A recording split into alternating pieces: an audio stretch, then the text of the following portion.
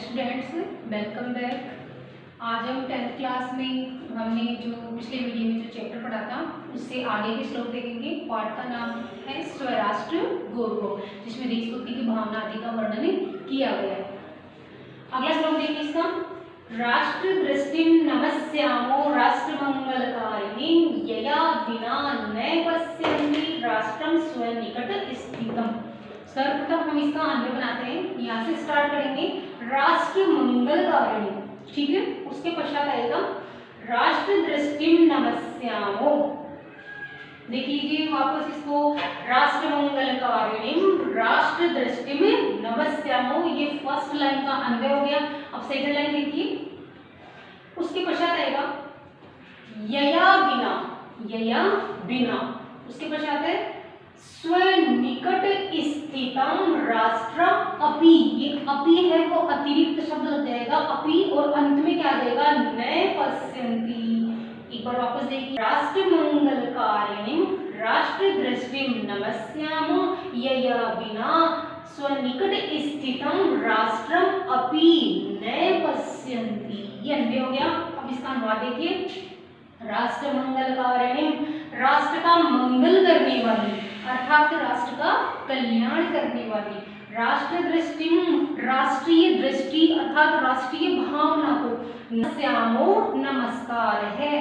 राष्ट्र का कल्याण करने वाली राष्ट्रीय भावना को क्या है, नमस्कार है। यया बिना, यया जिसके बिना, यया बिना जिसके बिना, स्वनिकट स्व अपने, निकट पास में, स्थित जिसके बिना अपने समीप या अपने पास में स्थित राष्ट्रम राष्ट्र को न पश्यन्ति नहीं देख सकते, जिसके बिना उस राष्ट्रीय दृष्टि के बिना हम अपने निकट स्थित राष्ट्र को भी नहीं देख सकते। तो राष्ट्र को देखने के लिए हमें किसकी आवश्यकता है, राष्ट्रीय भावना की आवश्यकता है। हमें राष्ट्रीय भावना होगी, देशभक्ति की भावना होगी, तभी हम हमारे राष्ट्र को देख पाएंगे अर्थात उसको समझ पाएंगे। एक बार फिर देख लीजिए। राष्ट्र का कल्याण करने वाली राष्ट्रीय भावना को नमस्कार है, जिसके बिना अपने निकट स्थित राष्ट्र को भी नहीं देख सकते। अर्थात राष्ट्र को देखने के लिए किसकी आवश्यकता है, हमें राष्ट्रीय भावना की, देश प्रेम की आवश्यकता है। वही अपने देश को समझ सकता है, अपने राष्ट्र को समझ सकता है। अब हम देखेंगे इसकी संस्कृत व्याख्या। संस्कृत व्याख्या में देखिए, सर्वप्रथम राष्ट्र मंगलकारिणी, इसका क्या हो जाएगा, राष्ट्र कल्याणकारिणी। इजी शब्द ले लेते हैं ताकि आपको व्याख्या में ज्यादा दिक्कत ना आए। राष्ट्र कल्याणकारिणी, आपको मंगल के स्थान पर केवल कल्याण शब्द रखना है, राष्ट्र कल्याणकारिणी। उसके पश्चात है राष्ट्र दृष्टिम, राष्ट्र दृष्टिम का क्या हो जाएगा, राष्ट्रीय भावनाम, राष्ट्रीय भावनाम। नमस्यामो, नमस्यामो के स्थान पर हम कर देंगे वयम प्रणमामः, हम क्या करते हैं, प्रणाम करते हैं, हम नमस्कार करते हैं। फर्स्ट लाइन की संस्कृत व्याख्या हो जाएगी, राष्ट्र कल्याणकारिणी राष्ट्रीय भावनाम वयम प्रणमामः। सेकंड लाइन, यया बिना अनिया अंतरेण, बिना का क्या हो जाएगा, अंतरेण, अनिया अंतरेण या अस्या अंतरेण स्वनिकट स्थितं समीपस्थ अपि राष्ट्रम। स्वनिकट स्थितम राष्ट्रम का क्या कर देंगे हम, समीपस्थ। समीपस्थ का मतलब क्या होता है, पास में। समीपस्थ इस प्रकार से लिखेंगे, समीपस्थ यानी पास में। तो समीपस्थ राष्ट्रम अपि, पास में स्थित राष्ट्र को भी, न पश्यन्ति न दृश्यते या न अवलोकयते, न दृश्यते या फिर न अवलोकयते। अब हम एक साथ इसकी व्याख्या करते हैं। राष्ट्र कल्याणकारिणी राष्ट्रीय भावनाम वयम प्रणमामः अनिया अंतरेण समीपस्थ राष्ट्रम अपि वयम न दृश्यते, या वयम आप हटावी दो तो कोई दिक्कत नहीं है। समीपस्थ राष्ट्रम न दृश्यते, तो पास में स्थित जो राष्ट्र है वो भी दिखाई नहीं देता है। ये इसकी व्याख्या हुई। उसके पश्चात हम सेकंड देखते हैं। अगला, समान संस्कृति स्थितिमतां यावती पितृपुण्यभूतावतीं भुवम् आवृत्य राष्ट्रेकं निगद्यते। अब आगे देखिए, इसका हमने देखिए यहाँ से स्टार्ट करते हैं हम। समान संस्कृति ताम, ये अलग है, समान संस्कृति और संस्कृति यहाँ तक आ जाएगा और ताम। उसके पश्चात है यावती पितृपुण्यभू, ये लाइन बिल्कुल ऐसे कैसे आ जाएगी। सेकंड लाइन में देखिए तावतिम भुवम आवृत्य, ये भूम आवृत्य है, दीर्घ संधि इसमें भुवम में लग जाएगा और आवृत्य, भुवम आवृत्य एकम, ये एकम पहले आ जाएगा। ये राष्ट्र में एकम है, विच्छेद करेंगे तो क्या हो जाएगा राष्ट्रम एक, एकम, तो एकम राष्ट्रम, अंत में क्या आ जाएगा निगद्यते। एक बार फिर से देख लीजिए इसका अंदर, समान संस्कृतिं ताम यावती पितृपुण्यभू तावतीं भुवम आवृत्य एकम राष्ट्रम निगद्यते। इसका अन्वय हो गया। अब देखिए इसका अनुवाद, समान संस्कृतिं ताम, समान संस्कृति ताम का मतलब वाले लोग, ताम का मतलब क्या हो जाएगा वाले लोग, तो समान संस्कृति वाले लोगों की, यावतीम यानी जितनी, यावतीम का मतलब क्या हो जाएगा जितनी, पितृ पुण्यभू, पितृ का मतलब हो जाएगा पैतृक, जैसे दादा परदादा पिताजी वगैरह हैं तो उनकी जो जमीन जायदाद, उनकी जितनी भी भूमि वगैरह है वो सब क्या कहलाती है पैतृक कहलाती है। तो पितृ पैतृक, पुण्य पवित्र, भू भूमि है, तावतीम उतनी, उतनी यानी जितनी उनके पास है वो सारी भूमि, तो तावतीम उतनी, भुवम भूमि को, आवृत्ति यानी ढक करके, आवृत्ति का तात्पर्य क्या हो जाएगा ढक करके, एकम राष्ट्रम निगद्यते, एक राष्ट्र कहलाता है। यहाँ इस श्लोक में राष्ट्र शब्द की परिभाषा दी गई है। एक बार फिर से देख लीजिए, समान संस्कृति वाले लोगों की जितनी पैतृक पवित्र भूमि है उतनी भूमि को ढक करके एक राष्ट्र कहलाता है। कहने का तात्पर्य यह है कि जितने भी पैतृक लोग हैं जैसे दादा परदादा वगैरह, उनकी जितनी भी भूमि है वो सारी भूमि यदि एक जगह मिला दी जाए, उसका जो सम्मिलित जो रूप है वो सम्मिलित रूप ही क्या कहलाता है एक राष्ट्र कहलाता है। तो यहाँ राष्ट्र शब्द की क्या दी गई है परिभाषा दी गई है। आवृत्य का प्रकृति प्रत्यय, आ उपसर्ग है, वी इसमें धातु है और यप इसमें प्रत्यय है। इस प्रकार से इसका प्रकृति प्रत्यय भी हो जाएगा। अब हम इसकी संस्कृत व्याख्या देखते हैं। समान सदृश, आपको संस्कृत व्याख्या करने के लिए पर्यायवाची आनी चाहिए। जितने ज्यादा पर्यायवाची आएंगे आपको व्याख्या करने में बिल्कुल भी दिक्कत नहीं आएगी। समान सदृश संस्कृति मताम, तो संस्कृति युतानाम जनानाम, यानी संस्कृति वाले लोग, मैं भी बोला था मैंने संस्कृति वाले लोग, तो वाले लोग उसके लिए कौन सा शब्द काम में लेंगे हम युताम जनानाम, ठीक है। यावतीम यावत पर्यंताम, यावत पर्यंताम यानी जितनी, पितृ इसका क्या हो जाएगा पैतृक, इस प्रकार से पैतृक। उसके पश्चात पुण्य पावन, भू का क्या हो जाएगा धरा, तावतीम इसका हो जाएगा तावत पर्यंताम, इसका क्या हो जाएगा तावत पर्यंताम, भुवम भूमिम आवृत्य आवरणम कृत्वा एकम राष्ट्रम निगद्यते, तो एकम राष्ट्रम निगद्यते का क्या हो जाएगा कथ्यते, ठीक है। अब एक साथ देखो इसको, सदृश संस्कृति युतानाम जनानाम यावत पर्यंतम पैतृक पावन धरा तावत पर्यंतम भूमिम आवरणम कृत्वा एकम राष्ट्रम कथ्यते। तो यहाँ इस श्लोक में क्या दिया गया है राष्ट्र शब्द की परिभाषा दी गई है। आप इसका प्रसंग वगैरह लिखो तो उसमें आप बाकी तो वो सब आ ही जाएगा कि कौन सी पुस्तक से है, कौन से अध्याय से है, राइटर कौन है, कहाँ से लिया गया है, उसके पश्चात एक लाइन जो परिवर्तित होती है इस वर्णन किसका है। तो यहाँ हम ये कह सकते हैं अत्र कवि या श्लोके अस्मिन् कवि राष्ट्रपदम परिभाषते, राष्ट्रपदम परिभाषते, पदम का मतलब है शब्द, यानी राष्ट्र का जो शब्द है उसको परिभाषित यानी परिभाषित कर रहा है। इस प्रकार से हम इसकी व्याख्या कर देंगे। नेक्स्ट देखिए, पितृभूत्वं पुण्यभूत्वं द्वे यस्य न विद्यते तस्य स्वत्वं तत्र राष्ट्रे भवितुं न किल अर्हति।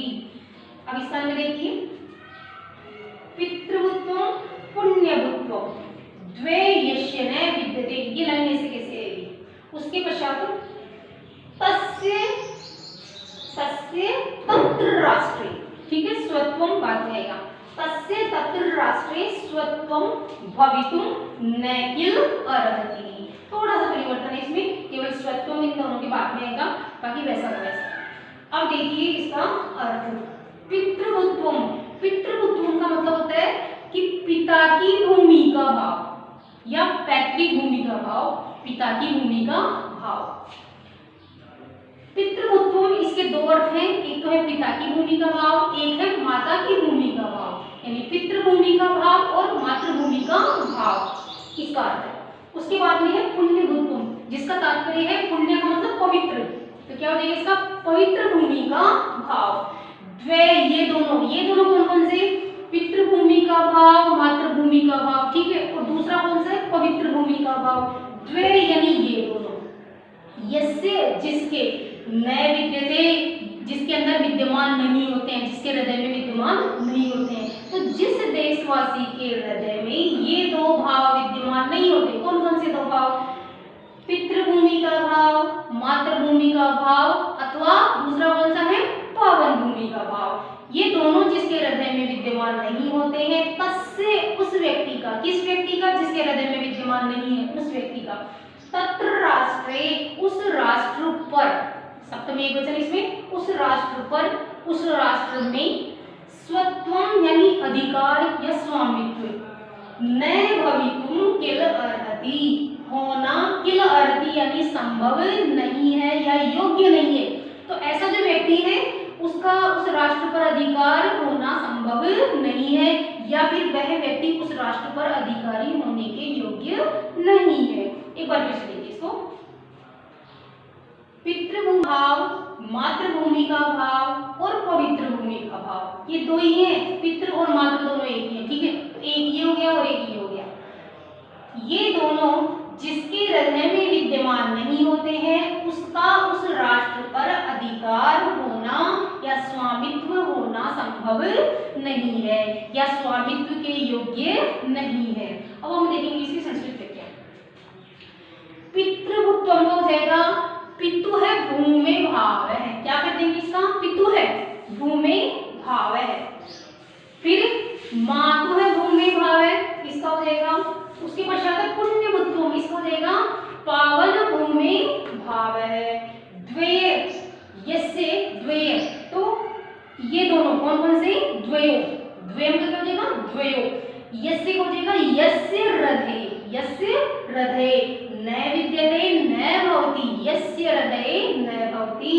पितु है भूमि भाव है, मातु है भूमि भाव है, पावन भूमि भाव च द्वयो यस्य हृदये न भवति, जिसके हृदय में विद्यमान नहीं होते हैं।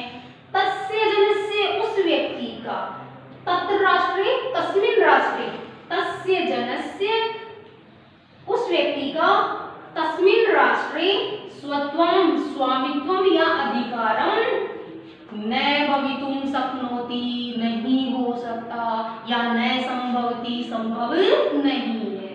एक बार फिर से देखिए, पितु है भूमि भाव है, मातु है भूमि भाव है, पावन भूमि भाव च द्वयो यस्य जनस्य हृदये न भवति तस्य जनस्य तस्मिन् राष्ट्रे स्वामित्वम अपि न भवितुं शक्नोति या न शक्यते, नहीं हो सकता।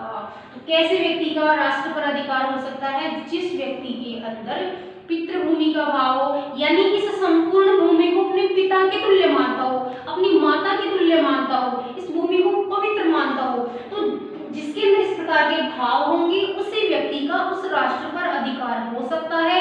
अन्यथा जिसमें इस प्रकार के भाव नहीं होंगे उस व्यक्ति का उस राष्ट्र पर अधिकार होना संभव नहीं है, वह योग्य ही नहीं है उस पर अधिकार करने के या स्वामित्व करने के।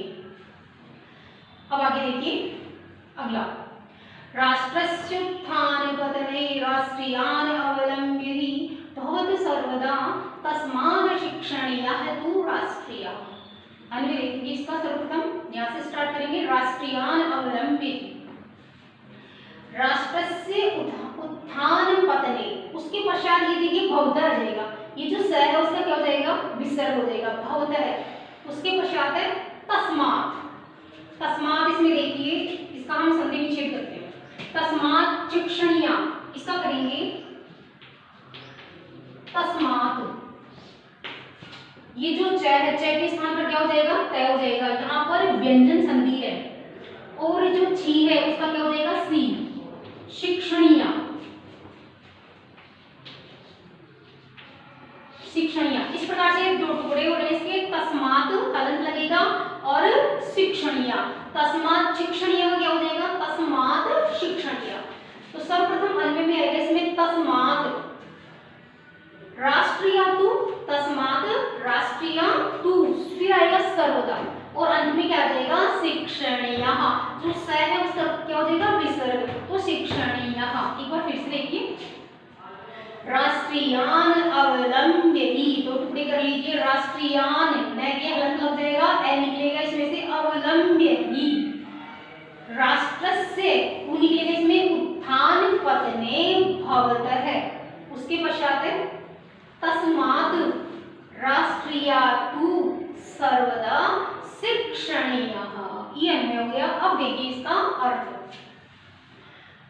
राष्ट्रियान् अवलम्ब्य हि, राष्ट्रियान् या मतलब कि राष्ट्र में जो रहने वाले जो लोग हैं, यहाँ के जो निवासी हैं वे, उनका, अवलंब्य का मतलब सहारा लेकर ही, राष्ट्रियान् अवलम्ब्य हि का तात्पर्य क्या हो गया, राष्ट्र के निवासियों का सहारा लेकर ही, राष्ट्र में रहने वाले जो लोग हैं उनका सहारा लेकर ही, राष्ट्रस्य राष्ट्र का, उत्थान पतने भवतः, राष्ट्र का उत्थान अथवा पतन होता है, राष्ट्र की उन्नति अथवा अवनति होती है, किसका सहारा लेकर होती है, राष्ट्र के निवासियों का सहारा लेकर के।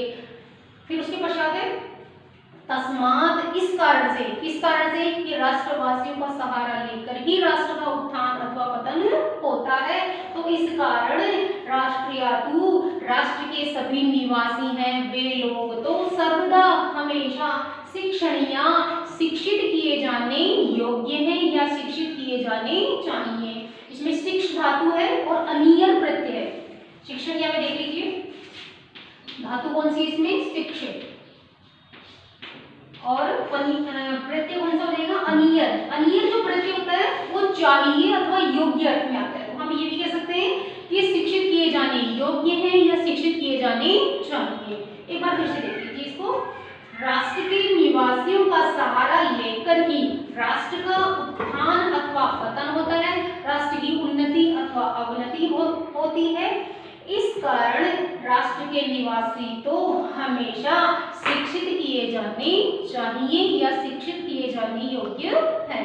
अब हम देखेंगे इसकी संस्कृत व्याख्या, व्याख्या में देखिए आप, राष्ट्रियान् अवलम्ब्य हि, तो राष्ट्रियान् राष्ट्रे निवासी है, राष्ट्रियान् राष्ट्रे निवासी है, अवलंब्य आश्रित्य ही, अवलंब्य का क्या हो जाएगा, आश्रित्य ही, यानी सहारा लेकर ही, राष्ट्रीय निवासी ने आश्रित्य ही, यहाँ तक हो जाएगा इसका। फिर उसके पश्चात राष्ट्रस्य उत्थान पतने भवतः है, राष्ट्रस्य उन्नतिम अवनतिम वा संभवति, ये करेंगे हम इसकी व्याख्या। राष्ट्रस्य राष्ट्र की, उत्थान उन्नतिम, पतन अवनतिम वा, अथवा या तो उन्नति होगी या फिर अवनति होगी, वा भवति का क्या कर देंगे, भवते का संभवति, यानी संभव होता है। उसके पश्चात तस्मात् अस्मात् कारणात्, इस कारण से, राष्ट्रियतु राष्ट्रस्य सर्वे निवासिनः तु, राष्ट्रस्य सर्वे निवासिनः तु, सर्वदा हमेशा, तो इसका क्या करेंगे, सदा, और शिक्षण यहाँ पे क्या हो जाएगा, शिक्षिता भवेयु, शिक्षिता भवेयु, इस प्रकार से लिखेंगे।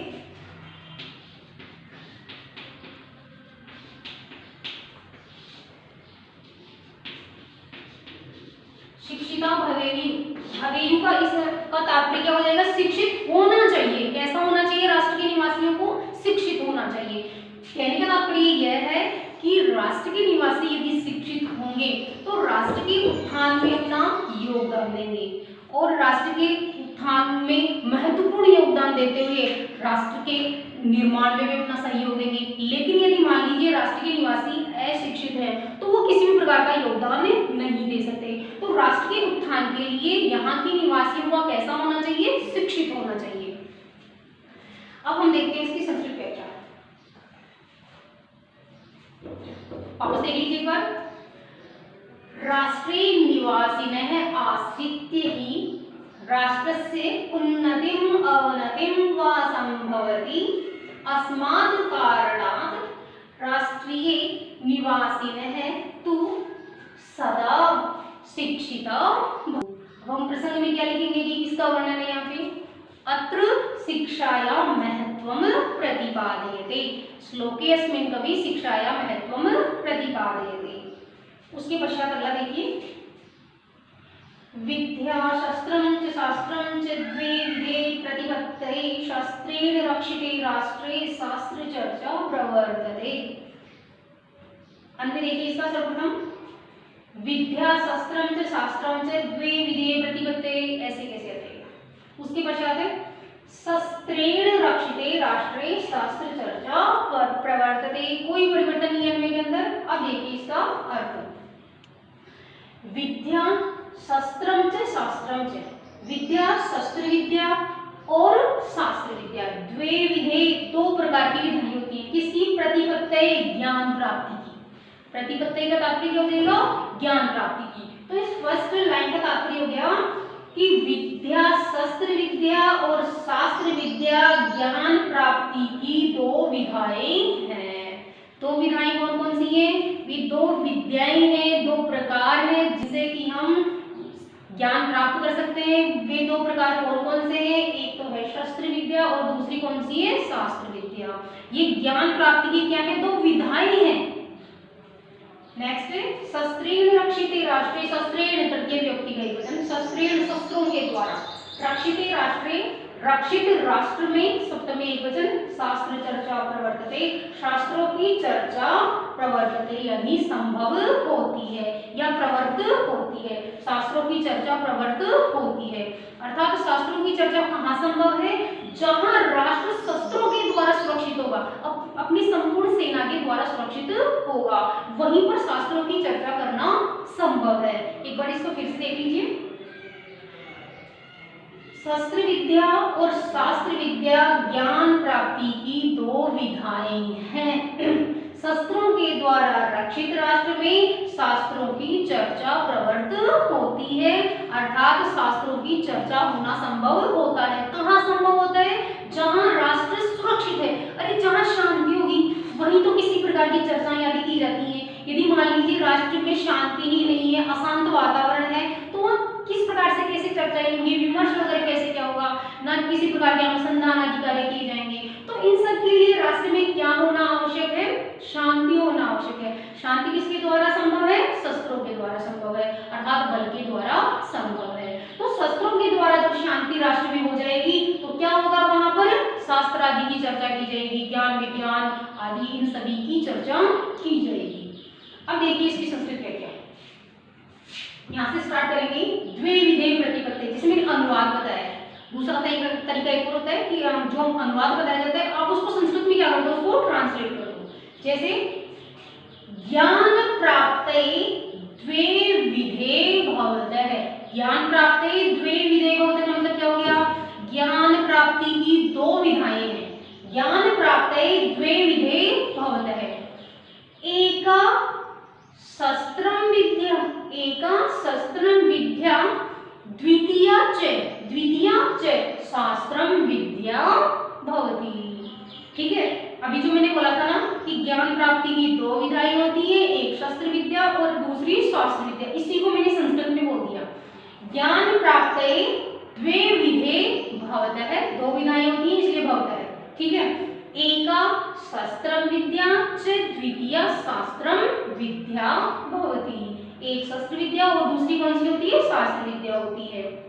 इसके पश्चात देखिए शस्त्रेण सुरक्षिते, शस्त्रेण सुरक्षिते राष्ट्रे एव, शस्त्रों के द्वारा सुरक्षित राष्ट्र में ही क्या होता है, शास्त्र चर्चा प्रवर्तते, शास्त्र ज्ञान विज्ञान ग्रंथानाम अनुसंधानानाम, चर्चा का क्या हो जाएगा, विमर्शम, चर्चा का क्या कर देंगे, विमर्शम, प्रवर्तते संभवति, यानी संभव होता है।